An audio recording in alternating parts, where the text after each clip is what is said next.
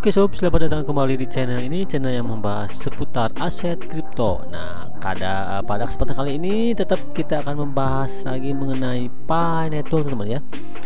Nah, kali ini saya akan sedikit memberikan informasi kembali nih dari postingan seseorang di Facebook, teman-teman, atas nama ini nih ya. Nah, di grup Facebook Pi Network Indonesia dia mengatakan analisa nih tentang Pi ya, dan setelah saya baca ini memang sangat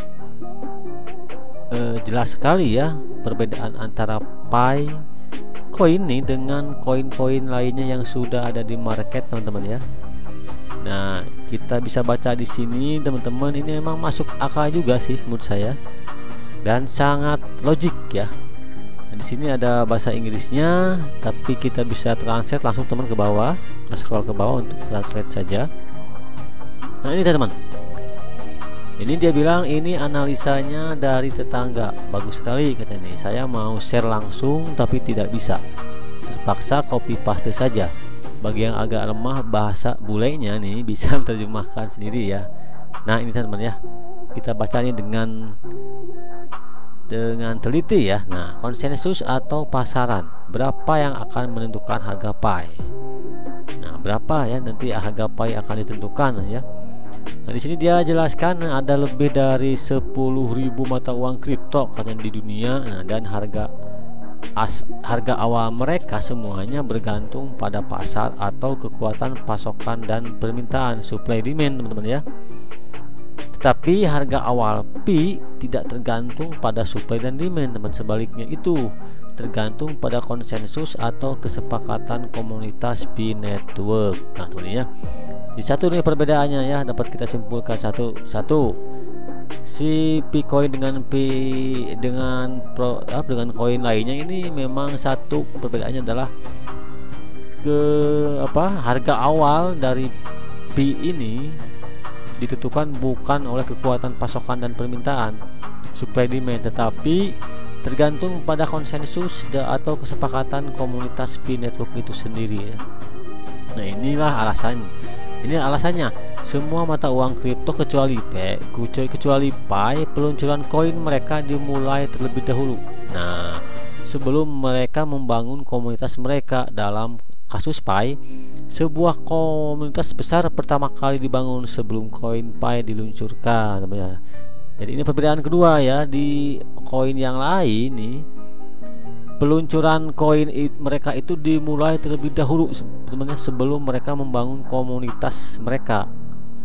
Tapi Pi Network justru dibalik ya.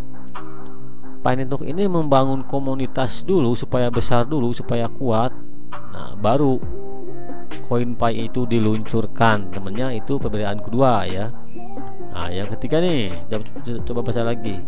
Nah, jika Anda mencetak miliaran koin tetapi Anda tidak memiliki komunitas untuk membeli atau menggunakannya, koin Anda tidak akan memiliki nilai ya. Memang betul juga, teman ya. Siapa yang mau menggunakan untuk jangka panjang nih kalau kita tidak memiliki komunitas yang kuat ya, walaupun koinnya dicetak miliaran koin ya. Nah, jadi Anda perlu membuat kehebohan melalui iklan untuk menarik orang-orang membeli koin Anda. Bagian penting dari strategi Anda adalah menawarkan koin Anda dengan harga yang sangat murah. Ini disebut penawaran koin awal atau ICO. Nah, memang betul ya, teman-teman. Do koin-koin yang selain Pi memang dia itu membuat kehebohan ya, atau mengiklankan ya koin mereka itu secara gila-gilaan ya, menarik orang-orang untuk membeli koinnya. Nah, strateginya adalah menawarkan koin tersebut dengan harga murah ya, pre-sale ya, ICO itu ya, untuk menarik ya peminat terhadap koin tersebut. Nah, tapi di Pi perbedaannya adalah ini, teman nih. Di Pi itu kan tidak ada ICO ya. Nah, katanya semua mata uang kripto dimulai dengan ICO pada nilai hampir 0 atau sangat murah, betul ya. Dan sementara permintaan bertambah, harga mereka bertambah sejak pasokan koin-koin ini sengaja dibuat terbatas. Nah, dengan demikian memang benar bahwa untuk semua mata uang kripto, pasar lah yang menentukan harga awal. Namun ketika membahas Pi ini, kasusnya memang berbeda teman ya, karena ukuran dan demografi komunitasnya yang sudah dibangun sebelumnya. Nah, ada lebih dari 30 juta anggota Pi Network saat ini dan diperkirakan akan segera berlipat ganda.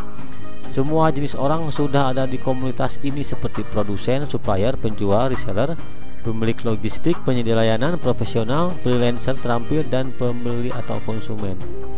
Nah, mereka semua melihat koin Pi sebagai sumber kekayaan. Mereka semua ingin menggunakan koin Pi untuk membeli barang-barang yang mereka ingin impikan. Mereka sangat bersedia menawarkan layanan dan produk mereka satu sama lain dalam pertukaran koin Pi peer-to-peer ya. Sebenarnya sudah ada perusahaan besar yang mengiklankan produk mereka dan akan menerima Pi sebagai pembayaran. Nah, teman ya, itu perbedaan yang selanjutnya ya. Jadi koin-koin selain Pi itu dia untuk mengenalkan koinnya itu dia mungkin dengan iklan yang begitu masifnya, dengan menawarkan juga pre-sale untuk koin mereka, ICO dengan harga murah ya. Nah, sehingga untuk menarik para investor nih atau peminat untuk menggunakan koin mereka ya. Tapi di Pi Network enggak ya. Justru di Pi Network itu sudah ada komunitas terbentuk sebelum Pi diluncurkan, seperti produsen kan, supplier, penjual, reseller ya, pemilik logistik dan lain-lainnya ya. Nah, komunitas itu sudah sangat kuat sehingga mereka melihat koin Pi sebagai sumber kekayaan. Mereka semua ingin menggunakan koin Pi untuk membeli barang-barang yang mereka impikan, teman ya. Seorang penjual yang ingin koin Pi-nya meningkat karena dia tahu bahwa nilainya akan sangat segera meningkat. Bersemangat untuk menerima koin Pi sebagai pembayaran dan untuk produk atau layanannya. Tentu saja dia juga menginginkan nilai awal yang lebih besar untuk koin Pi karena dia juga seorang pembeli atau konsumen, teman ya. Nah, seorang pembeli juga menginginkan harga awal yang lebih besar untuk Pi sehingga ia dapat membeli barang-barang yang ia inginkan, dan sehingga ia juga dapat membuat bisnis dan tidak akan dikosongkan dengan Pi. Ini berarti bahwa pada prinsipnya semua orang di Pi Network adalah penjual atau penyedia layanan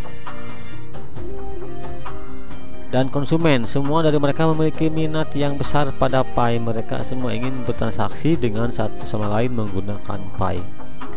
Nah, oleh karena itu satu-satunya hal tersisa yang perlu mereka lakukan adalah menyetujui harga awal Pi. Oke, saya ngerti ya. Mereka bisa memilih 100, 314 atau 1000. Tidak ada yang dapat mencegah mereka jika mereka mencapai konsensus. Oleh karena itu Pi tidak perlu memiliki ICO. Oke, teman ya. Jadi all depend komunitas, semua tergantung dari komunitas dan konsensus yang dicapai, teman-teman ya. Karena mereka saling menghargai dan menginginkan harga Pi itu tinggi ya, teman. Jadi tidak berdasarkan supply demand, ICO ya, harga awal untuk menarik investor dengan iklan yang begitu masif. Tidak ya, di Pi ini memang berbeda sekali ya dengan koin-koin lainnya ya. Tetapi seseorang harus mempertimbangkan juga harga awal Pi yang ideal, karena jika terlalu rendah ia tidak akan memurai ekonomi ekosistem globalnya dan proyek akan gagal. Jika terlalu tinggi maka akan menjadi penghalang masuknya pendatang baru. Tentu betul ya. Menurut pendapat saya, harga ideal Pi saat peluncuran adalah 100 sampai 300 dolar. Di sini pasar masih faktor harga awal ideal tapi sekunder, teman-teman. Nah, ini cukup masuk di akal ya, atau kalau harganya antara 100 sampai 300 dolar di awal ya, jangan sampai terlalu mahal juga sih ya, karena memang betul akan menjadi penghalang masuknya pendatang baru, teman-teman ya. Kalau terlalu murah juga ya, ini jika terlalu rendah tidak akan memulai ekosistem globalnya di ekosistem, teman-teman, nggak akan jalan ya, ekonominya ya, sistem ekonominya. Nah, pada saat Pi mulai diperdagangkan atau digunakan dalam transaksi kekuatan pasokan dan permintaan berlaku, pasar terbuka sekarang akan mempengaruhi pergerakan harganya yang berhasil, tapi dijamin meningkat karena efek jaringannya. pada peluncuran, Pi Network akan menimbulkan dampak besar jika harga startnya tinggi karena orang pada saat Pi mulai diperdagangkan atau digunakan dalam transaksi, kekuatan pasokan dan permintaan berlaku.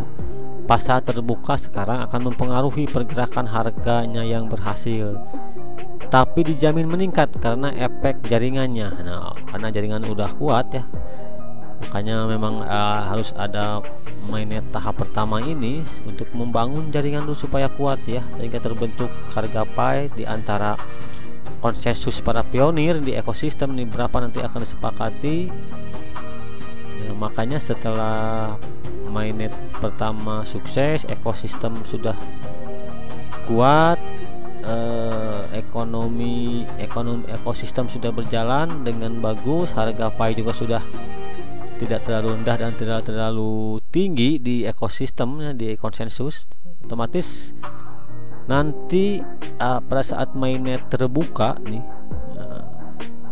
akan berdampak besar ya jika harga startnya tinggi, karena orang luar akhirnya akan melihat kekayaan yang akan dinikmati oleh anggota Pi Network, karena Pi yang mereka tambang dengan sabar itu sangat berharga teman-teman ya.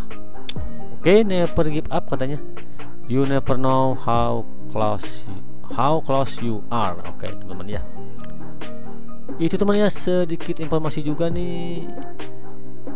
Ada postingan nih dari seseorang yang di Pi Network Indonesia ini nih ya teman ya, ini saya kurang tahu siapa nih, tapi memang postingannya cukup masuk di akal, cukup logik ya, dan dapat dimengerti ya. Oke teman ya, sekian informasinya, mudah-mudahan dapat bermanfaat. Silahkan dukung terus channel ini dengan cara subscribe, like, komen, dan share. Terima kasih. Wassalamualaikum warahmatullahi wabarakatuh.